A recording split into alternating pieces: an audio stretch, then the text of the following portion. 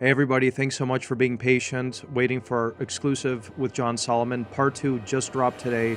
Really hope you enjoy it. Thanks so much. You mentioned a very important point about the information that was given to me. It was given to me by none other than Joseph Mifsud. And why do I Right? bring up Joseph Mifsud again? Is because we obviously have we've had a lot going on in the news, so some people might forget when Attorney General Barr and John Durham at his side traveled to Rome about 3 months ago to have discussions, very intimate discussions with Italian intelligence officials and even the prime minister himself. The day or so after those meetings ended, then that is when John Durham's probe morphed into a criminal investigation. Whatever they learned about Joseph Mifsud, this person who fed me this fake information and then was the reason that I ended up spending 11 nights in prison because I misremembered when I met this individual, it became a criminal probe.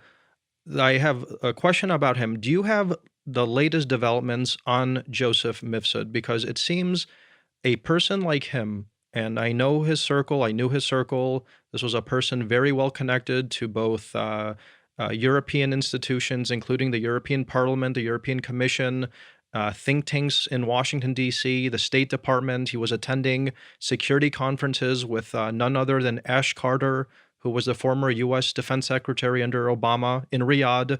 Right? Um, That's how right. how does somebody like that fall from the face of the planet?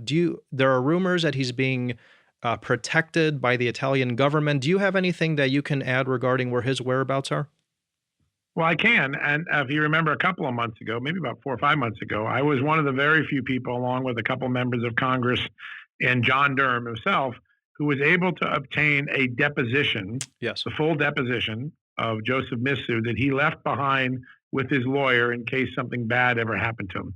So it's what is known as a conditional affidavit or conditional deposition.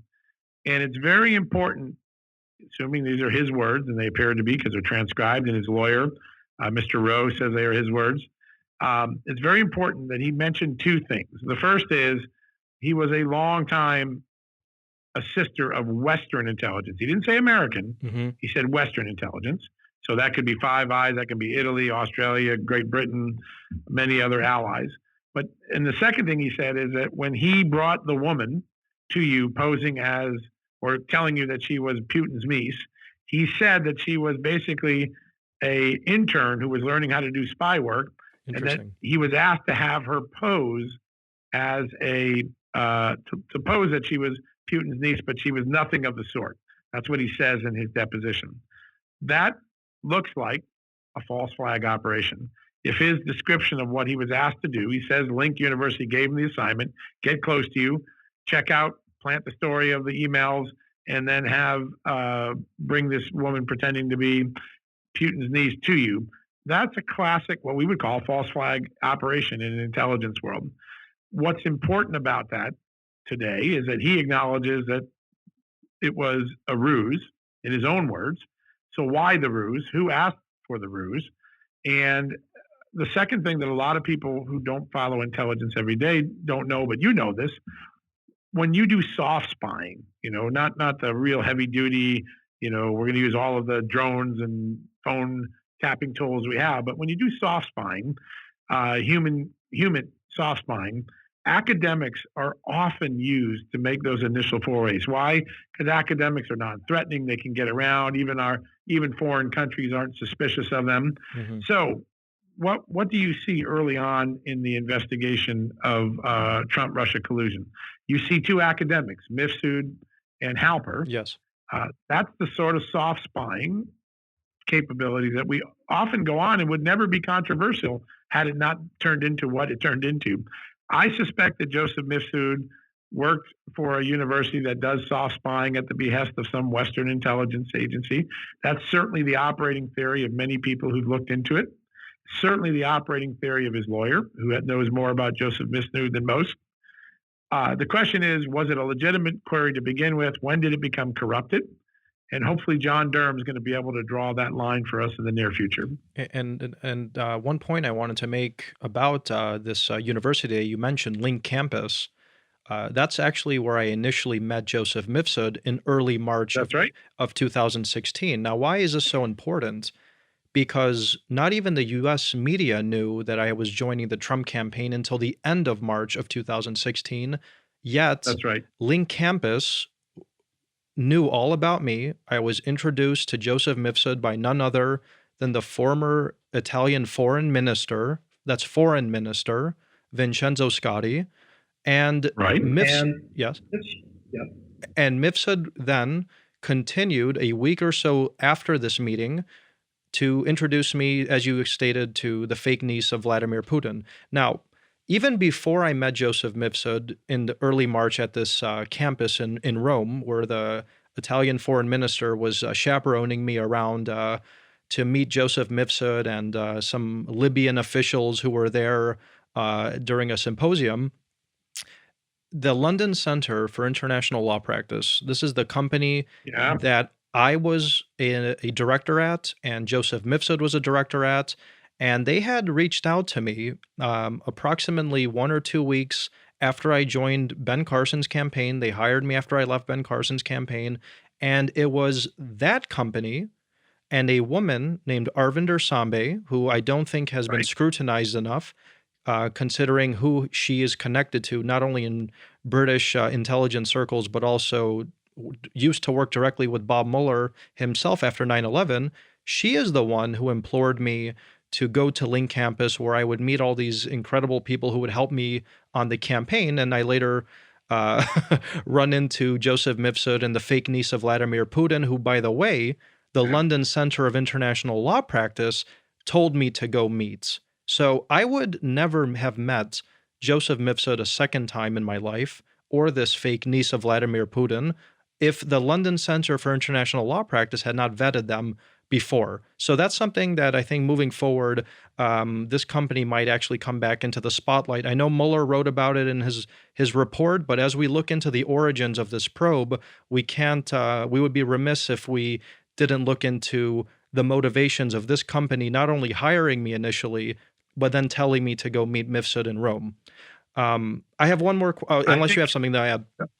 Well, I think that was really well said, George. And here's why. The London Center, like Link, all academia, a lot of people that pass through those organizations that have prior ties to the FBI and to the CIA and to MI6. It feels like this started as a soft spying operation, maybe to test a much larger theory.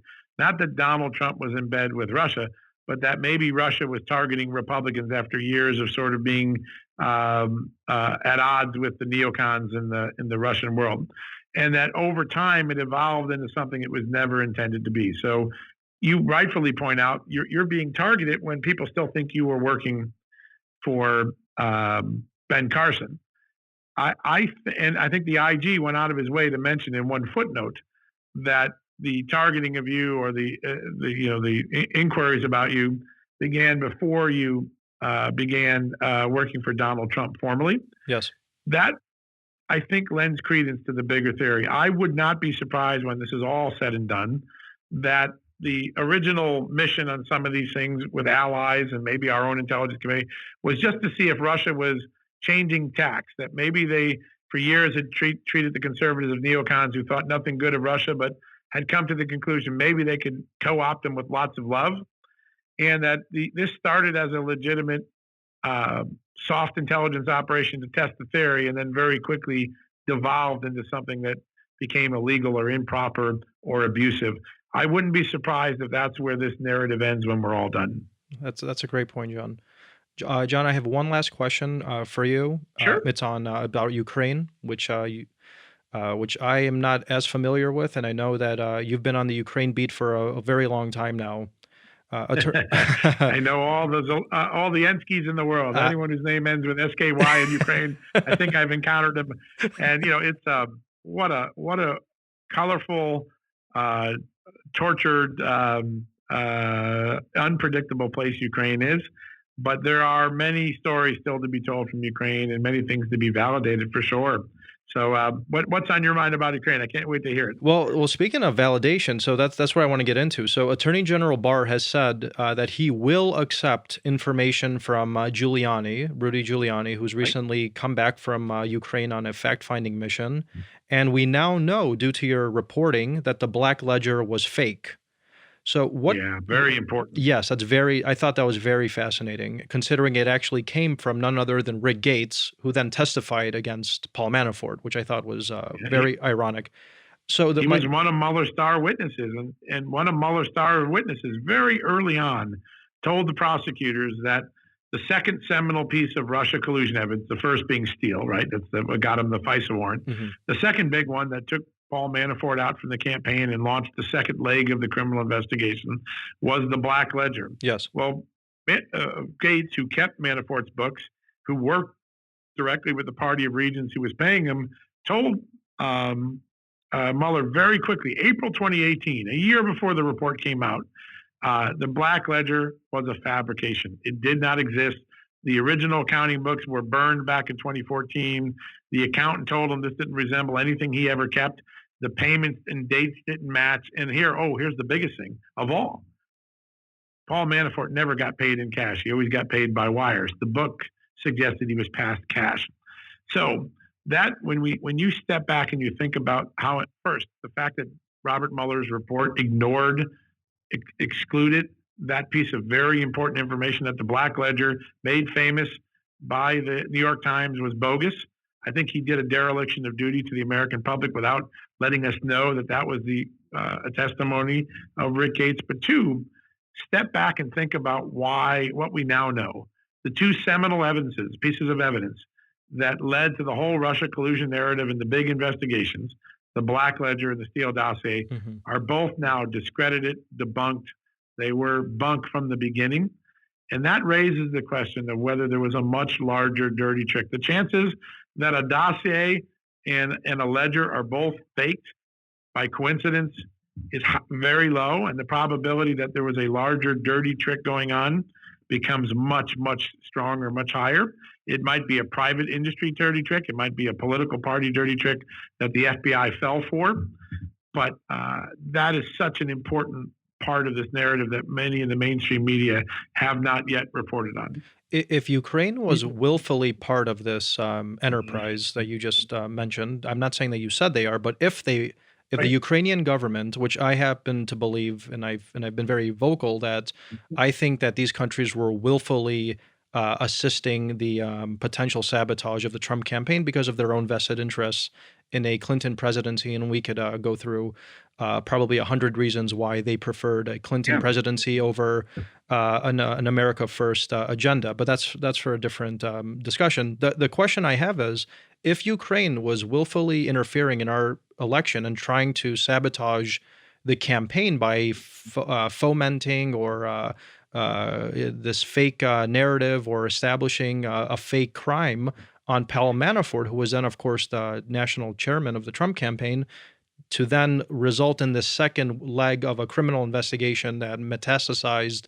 into the Mueller probe and now Yeah. impeachment, et cetera. What is the real impact on the U.S.-Ukraine relationship, and also the impact on people like Vice President Joe Biden, who's currently running for the presidency's office, and Paul Right. Manafort, who's rotting in prison today?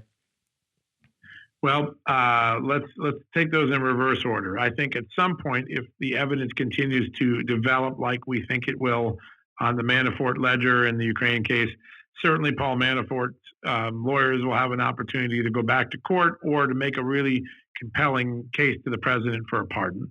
Now let's go to Joe Biden. I've seen a lot of smart political columns in the last 2 days saying the Democrats shot at Trump in impeachment, and instead they hit Joe Biden. I think the impeachment trial brought out a lot of evidence that senators and the American people had not heard if they hadn't read my stories. Mhm. And that is that Joe Biden's son got a job for which he was not qualified for solely because of his last name with one of the most corrupt companies in Ukraine. And when the heat started turning up on that company, Joe Biden just happened to force the firing of the prosecutor looking at his son's company. That is what we call in America a conflict of interest, the appearance of a conflict of interest. As for the interference question, I I want to. I think there is.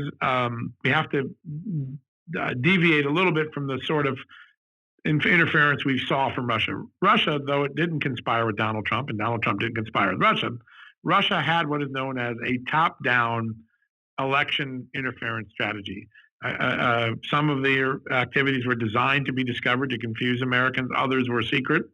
But the goal was to sow distrust in American democracy, and it came from the top, according to our intelligence agencies. So it was known as a top-down government operation, government influence operation. In Ukraine, I don't think there was a government-wide systematic effort to interfere in our elections. And I think that being able to distinguish between the two doesn't diminish the fact that what Ukraine did was problematic and yet not yet fully exploited or understood by the American people or even our intelligence community. We know a Ukrainian court ruled that when Sergei Lyshenko, a parliamentary member very close to our embassy in Kiev, and NABU director Artem Sitnik, basically the anti-corruption FBI director of Ukraine, when they released the Paul Manafort Black Ledger. Remember, the Ukrainians publicized this to the New York Times, that their actions in so doing interfered illegally in the U.S. election in 2016. That is the conclusion of a Ukrainian court, not an American, not mine, not Rudy Giuliani, not President Trump.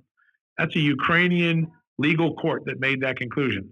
Now take the possibility that that document was false from the beginning, which is what Rick Gates is.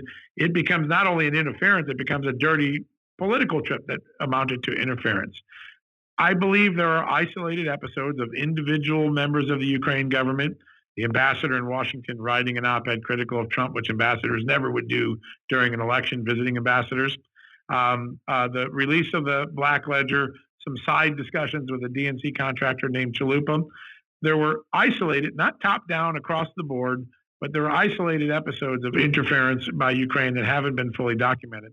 And you don't have to take my word for it, because Fiona Hill, one of the star witnesses that Adam Schiff tried to bring to the impeachment hearings, she said this: it's absolutely certain most Ukrainian government officials bet on Hillary Clinton and lost badly. Yes. So she acknowledges they were betting on Hillary Clinton, trying to help her win. Why should we doubt that? I think the only difference is it can be troublesome and problematic without having to be compared to what Russia did. What the Democrats have done to distract from this is say, well, it isn't the same as Russia. No, it isn't. But it doesn't matter. It's still interference, and it's something that we need to get to the bottom to. And that's why I think the process that Attorney General Barr and the ongoing investigations by Senators Graham and Johnson and Grassley, I think we will get to the bottom of this, and it'll be a process just like we saw in Russia collusion. It starts one way with the Democrats saying conspiracy theory, and it ends with a bunch of facts that debunk the Democrats' claim and show the American people there was some merit here. John, thank you so much for your incredible insight. I'm gonna leave it with one last very general question, and I really want your thoughts on this, and I know that the American public and our listeners definitely want your opinion on. Do you think, Sure. based on this entire conversation about the myriad scandals and disinformation and interference that we've been discussing today, was indeed the worst political scandal that America has faced since Watergate? I think we won't know that until we see the fallout and accountability and how far wide ranging it is, right? It's different if it stops at Kleinsmith and there's no evidence people above them were doing things. I don't think that's where it's going to stop. But it's a very different historically scandal if it stops in Kleinsmith rather than if it gets to a Brennan or a Comey or a national security advisor or larger. So, Watergate went all the way to the president. I always think that Watergate gets overused. The Democrats were calling Russia collusion Watergate. Boy, does that look silly in retrospect. Yes. It will depend at the end of the day where culpability ultimately ends in the Durham investigation, if this is the largest political scandal. But what it is for sure now, it is the worst political dirty trick ever carried out, because it went from Hillary Clinton funding a bogus dossier, right, to the FBI using it to unleash the most awesome intelligence powers we know in the United States upon a sitting presidential campaign. That dirty trick is the greatest dirty trick ever pulled off in history. Now the question is it the greatest political scandal? And for that, we need to see how high up the misconduct went before we make that assessment. And I think we'll know that this spring. Excellent. John, thank you so much for taking the time and to answer these questions. Your insight is always so spot on, and we really appreciate having you on today. Oh, my pleasure. Congratulations on the launch of your podcast, too. Very exciting. Oh, thank you, and obviously congratulations on the launch of your podcast, and hopefully that next week or whenever your report comes out, I'll be on there, and we could definitely dive into whatever questions you might have for me. So I'm looking forward to that as well. All right, let's do that. I would like that. That would be wonderful.